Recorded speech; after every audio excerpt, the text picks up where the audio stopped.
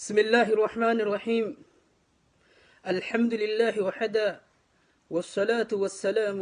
على من لا نبي بعد وبعد. وبعد الله، السلام عليكم ورحمة الله وبركاته. إن شاء الله ما أرأونت وليادة تشيفنو وما إيقنا حديث رسول الرح، وما إيقنا أما اللي آخرات، وما إيقنا دنياتنا كيست وان دلينيتين جنة خيري تاتي حمتو تاتي برو إيقنا جزاء تديبنو جتشو كنافو وحمتو رجرانيتين جنة الراديبو ويو خيري رجرانة تجباتو كان جتشو ما إيقنا رسولك إنما الجد. وعن أبي هريرة رضي الله عنه قال رسول الله صلى الله عليه وسلم: ثلاثة لا يكلمهم الله يوم القيامة ولا يزكيهم ولا ينظر إليهم ولهم عذاب أليم: شيخ زان وملك كذاب وعائل مستكبر. رواه مسلم. الله أكبر. ما يا قبروت ربي، يا قبرتي ربي، نما ربي رب مبيك نملي كلين وفتاتي يا عمله أدو ستره وسو أكنو بديد لنون ربين إيغانا إفنو باسي أكما إيغانا يوفولك إن كان نلالنين أرغنت أكا إيغانا نبديد أو سيديد لينون وسو فولك إن ألباتو تاتي سلا إلبنا ما سلواتي سلا إيغانا فديان نما ألباتي جتشو ربي وابيكاتين نرتب بس. الحمد لله جد آميك نما الحمد لله وسو أكنو بديد لأنه ربي إفا نرتب باسي سلا قدوم بانو منايو مالف واحد كانوا دلينو قد قبنه كناف رسولي كيننو أديسي مالجد أبي هريرة أديسيتين نما سدي ربين هندب سقيا قيامة دبي رحمته أما اللي ربي نسان كل سدلي إساني إره أما اللي قرأ إساني اللي هلال ربي إجا رحمتاتي إساني فعذاب إيقنا لا لسات إتو إساني بجرج ورسو وركمي شيخ زان جار سمن قدج بديد لكم كإيقنا قمنا دلكم كإيقنا أما اللي فوري وره إتي قرقره heerumsiisee itti fuudhe akaakayyuu abaabiyye abba gudda ka galgalaan gadi deeme badii dalagu waa ujoolleen dalaytu ujoolleellee eeyyamee fi miti bar silaa ka ujoollee irraa malu jechuu badii akkanaa kun ka eeganaa manguddicha ka eeganaa rabbiinuu qaanfatu irra yoo arri itti baateetiin jette ni qaanfata rabbiin manguddoolee osuma rabbii akkasii isa saalfatu inni saala dhabe manguddittiin illee asuma keessa seenti jechu badii dalagu jechu isa kana tokkoffaan kaazaamni laalessaa isaaf jiru osoo waan shari'at dalagan taatee namni gubna dalagu ka fuudhe jechu hin caafaqamaa bar hin tumama mataa keessa tuman ija funya maalin jedhan hin laallatan addunima keessattuu akkana azzabamaa laala warri gubna dalagu akkana azzabaniiti isa ajjeesan azaamni duniyaa homaa miti ka boruuttu caala ka aakira laaluun duniyaatu homaa miti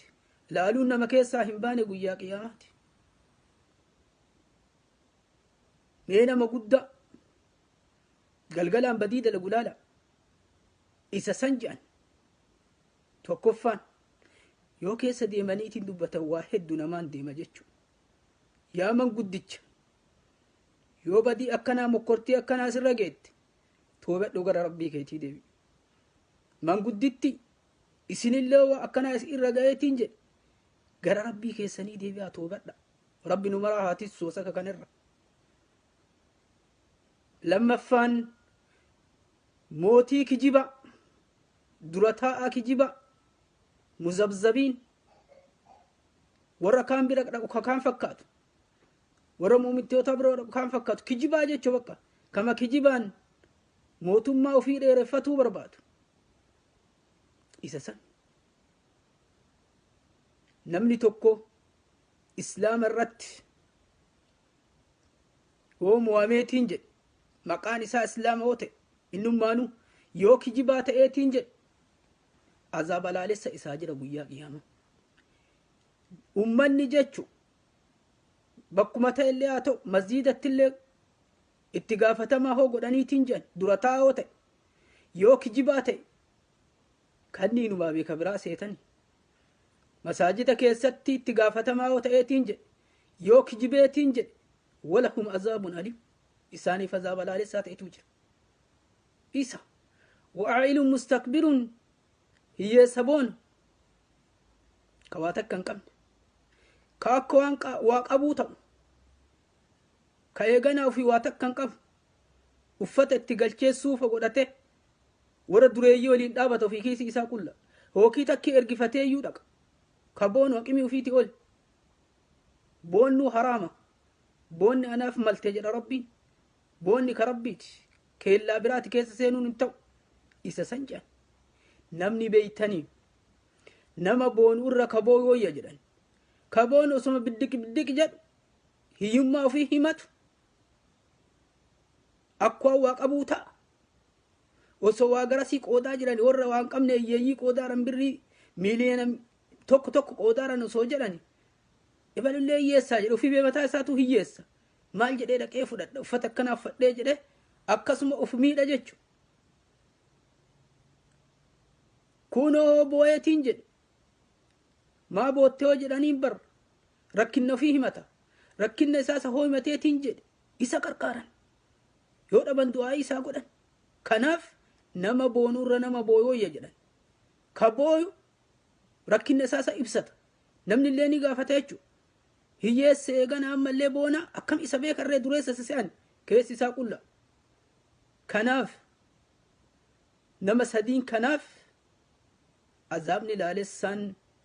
isaanii qophaa'e jedha rabbiin. isaan illeen dubbisuu ija rahmataatii illee isaan ilaaluu waa takka dilii isaanii isaa irraan qulqulleessuu kana jedhanii rakkinnoonti rabbi himatan hin jiru rakkinni gaafsan illee himatan waa takka illee nama fayyadu. kanaafu ar'uma waa kullii ar'uma oo boonaallee taate irraa toobadhuu deebi atiin dhiiraallee ka dubartiillee yoo eeganaa waan gubna daladdu taate atiin dubartiillee ka dhiiraallee toobadhuu irraa deebi rabbiin kenna namaa dhiisa gafuurur rahiim ittiin deebin toobaa akka eeganaa shari'aan jettetti akka ulamaa'in jedhaniitti toobaa sadiinsan argamsiisi itti deebi. yoo amma mootii taateetiin jette nama eeganaa musliima bulchoo taate ittiin kijibin nama kamiyyoo ta'eetiin jedhe biyyumarratti hoo shuumameetiin jedhe hin kijibin dhugaa dubbadhu. dhugaa dubbachuun duniyatti illee si baasa aakiratti illee si baasa yoo islaama taate. yookaan badiin sii badima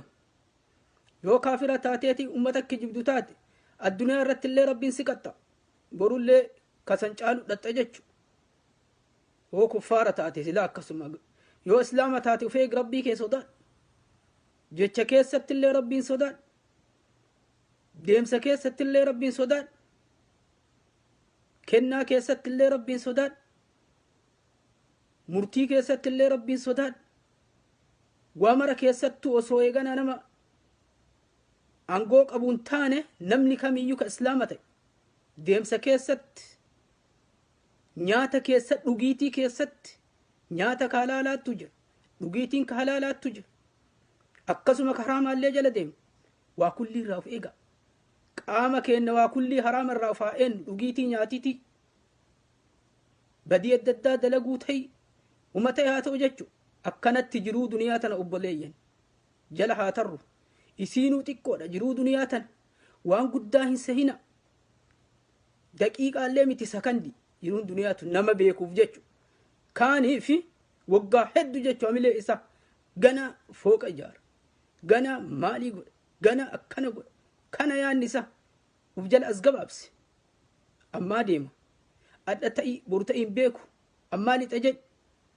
maatii kee irraa nama meeqa si biraa deeme hiriyyaan tee nama meeqa si biraa deeme kanneen yaadadhu jiruu tee yaada kee dheeraa san gabaabsi as deebisuuf jalatti yoggiis addunyaan funya qurqurii si jala deemti wama addunyaallee si dhufuu baatte wama eeganaa sii ga'u maatii keetii ga'u rabbiin siif kenna taan ittiin luquntu tama sii kenne tan amanfattee isima yaqqaffantee osoma nyaattu osoma rabbii kee kadhattu osoma rabbii kee gabbartu jiruu duniyaa irraa deemta jechuudha yookaan mashaqqaa keessa seenta ni wareeramta mataan kee sammuun kee duniyama kassabu walitti qabu kanata akiraa irraa gaffaloo taata eegasii minal gaafiliinaa keessa galmeeffamtee jetta rabbi warra san nu taasisini rabbi iimaana nuu haa kennu taqwaa nuu haa kennu jajjabaadha obboleewwan akira rabbi guyyaa qiyaamaa kitaaba isaa harka mirgaatiin nuu haa kennu warra gaafsa milkaahu rabbi nu haa taasisu ججبات وبالله التوفيق والسلام عليكم ورحمة الله وبركاته جزاكم الله خيرا وليد الدبرسة